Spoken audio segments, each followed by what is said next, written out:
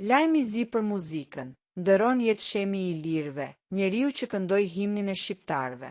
Muzika shqiptare ka marrë sot goditje më të rëndë. Shemsi Krasniqi, zëri bubullues dhe shpirti i grupit legjendar i Lirët, nuk jeton më. Lajmi se artisti është gjetur pa jetë ka përhapur trishtim të thellë në mbartroje shqiptare, duke lënë pas një kom të tërë në lodh. Shemi nuk ishte thjesht një këngëtar, ai ishte njeriu që i dha pavdeksin këngës Xhamadani Via Via, himni që dridhi stadiume dhe bashkoi zemrat e çdo shqiptari kudo në botë. Me grupin i Lirët, ai shënoi një epokë të artë, duke u bërë kolona zanore e lirisë dhe identitetit ton kombëtar. Ndonë se rrethanat e kësaj ndarjeje tragjike mbeten ende të mbuluara nga misteri, boslëku që ai ka lënë pas është i pamatshëm. Prej dekadash, zëri i tij ishte simboli i energjisë dhe krenarisë, ndërsa sot, ai zë ka heshtur përgjithmonë, duke lënë artin shqiptar jetim. Lam tu mirë, mjeshtër.